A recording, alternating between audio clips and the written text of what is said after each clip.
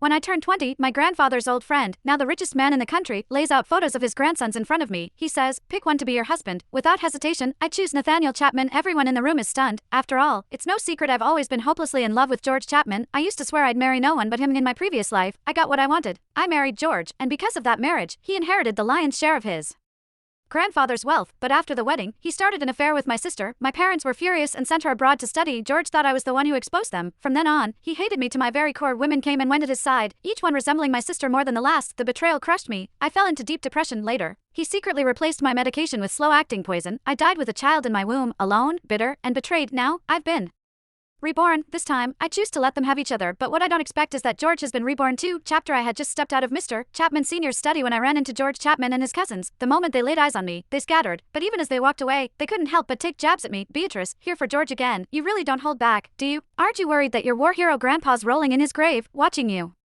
throw yourself at a man like this?" George, meanwhile, stared at me coldly. "What are you doing here?" he asked sharply. "Are you trying to get Grandpa to put in a good word for you again? You already brought up how your grandfather saved him in the war, didn't you? Haven't you milked that story enough? You know what? Don't bother. You've already embarrassed me enough by turning our relationship into the talk of the town. I haven't made up my mind about the wedding, no matter who you run to.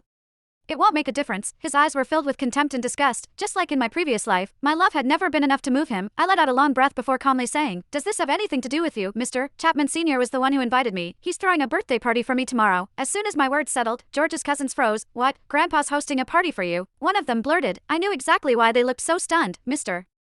Chapman Sr. hadn't involved himself in family affairs in years. Now that he was stepping in, it was clear this was more than just a birthday party. He had once told me that on my 20th birthday, I'd have to choose a husband from among the Chapman young men. Whoever I picked would inherit most of his personal estate and take over as the head of the family. After the initial shock wore off, George's cousins turned to George with teasing grins. "Congrats, George. Don't forget about us once you're in charge," said one. Another chimed in, "With Grandpa backing you, you can finally step into the big leagues. Congrats to you, too, Beatrice. After all these years of trying to win me over, it looks like you're finally getting what you want. You must be thrilled," George remarked, sarcasm dripping from his voice as he shot me an arrogant look. Then, he leaned in closer and whispered, "But to avoid the same pathetic ending as last time, there's something you must agree to. Once we're married, we live separate lives. You stay out of my business. That's the only way I'm saying yes." His words sent a ripple of shock through me. I hadn't expected him to make such a ridiculous demand. I stared at him, suspicious. Had he been reborn, too? Just then, a kittenish voice piped up behind me. Beatrice, my younger sister, Isabella Layton, approached us. She wore a miniskirt, and a shy smile tugged at her lips. Every now and then, she'd let out a soft cough. Seeing that, George hurried over to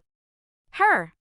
"You shouldn't be out when you're sick." Isabella lowered her head, looking pitiful. "Georgie, it was my dad's idea. He didn't want Beatrice to come alone." George took her hand and glared at me. "How pampered can you be? You need a chaperone just to leave the house," he spat. "Can't you see Bella's not feeling well?" Having said that, he led Isabella away. As they walked off, George glanced over his shoulder and warned,